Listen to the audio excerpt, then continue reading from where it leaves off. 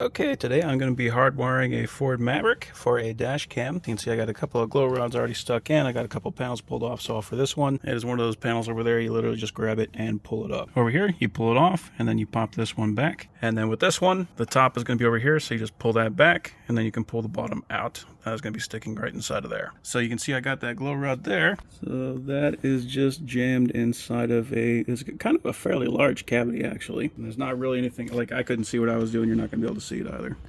But it goes down and it comes out right about there. Right? So the location could vary, it really doesn't matter. But I got my rear cam and I've got my hardwire kit taped onto that glow rod there. And now I'm going to see if I can just pull that up.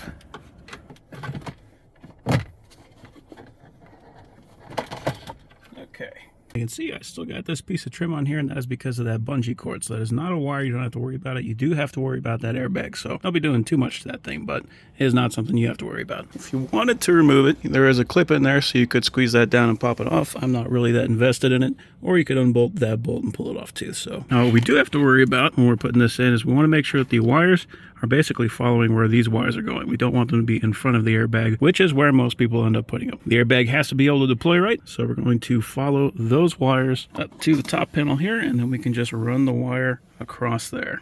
Pull out enough that I know I'm going to have my wire where I want it to be, with maybe a little bit extra just to be forgiving.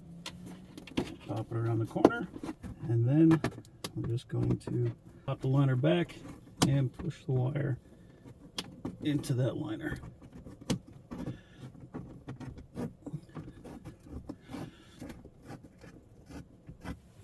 Something like that. So now I'm just going to take some zip ties. I'm going to zip tie to the existing wire.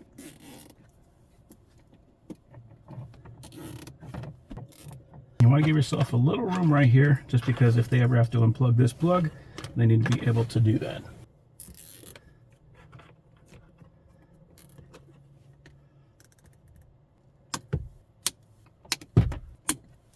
Back in.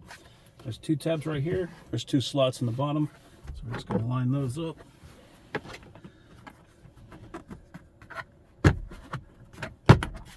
And it just pushes in. With this, you can see there's a couple of pegs and there's a slot just for it. So I'm going to line those up, and it slaps in. You can see there's a small gap right here. That is because this liner went above it. There we go.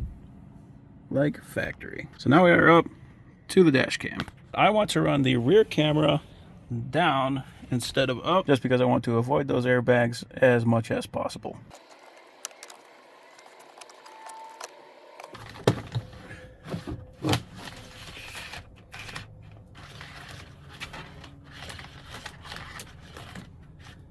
You can kind of see I got the wire coming out just underneath this, so let's grab this. It pops up, then I can kind of pull it out of the way, and that is where I pulled the wire from.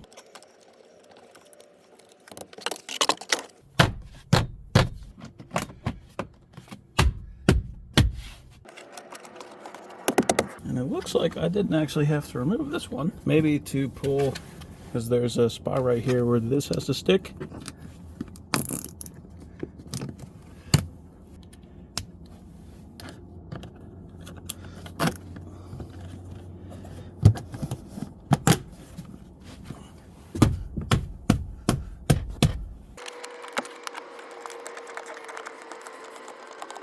So in the back.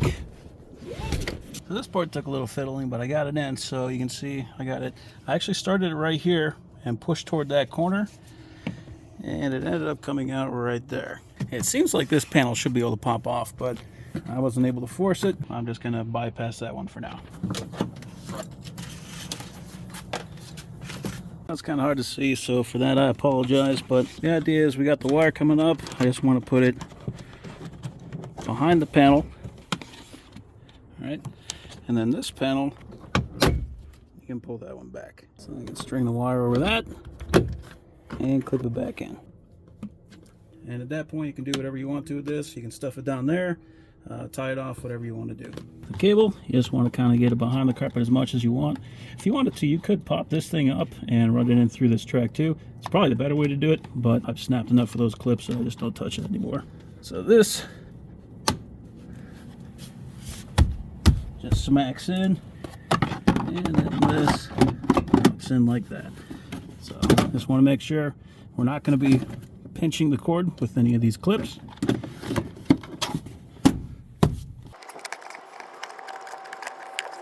So for the annoying part, this is using Micro3 fuses. So those are 3-blade fuses, but they actually do have a benefit here. So if I grab a ground and then I go into a constant power fuse, you can see I got 12 volts here. So this is the 3-blade fuse on the top left, and I should also have power if I contact the bottom point. So on these fuses, the middle is the supply, and then both outside pins are the load. Now what's good about that is if you put in an Add A Fuse, like how everybody puts in a dash cam, most of the time it seems like people put them in wrong, so that it doesn't even run through the fuse. With this one, you can't mess that up. You can flip it around either way, it does not matter. So I checked these two top fuses, those are both constant power.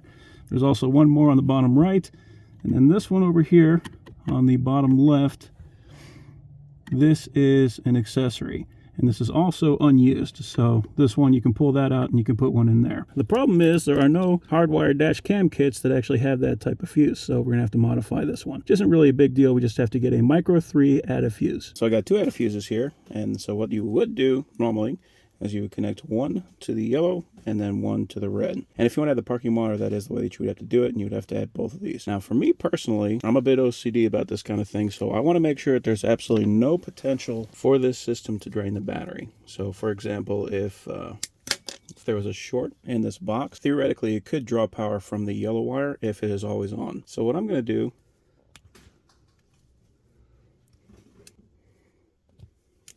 is I'm going to tie both the yellow and the red together. And then if I put that in the accessory, then it's just going to power on the entire system anytime I turn the car on. But it's not going to have power if the car is off. So then I just put my Add A Fuse on there. You don't need to have a fancy tool like this, but I've got one, so I'm going to use it. There we go. Looks like that bolt is a 10 millimeter.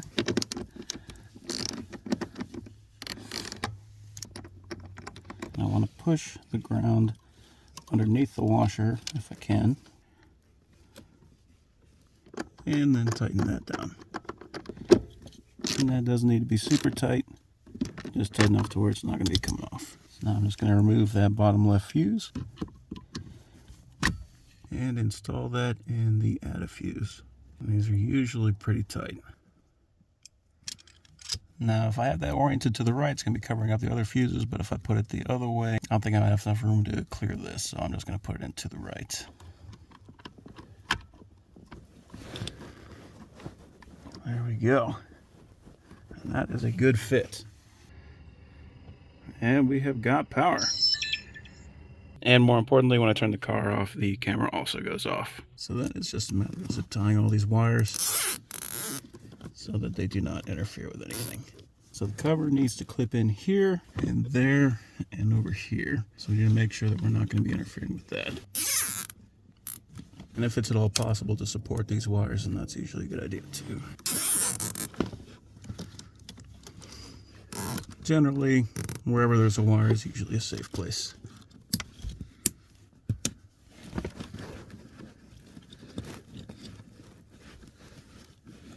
Okay.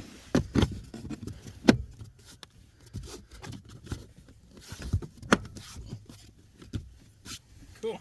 Nice and easy.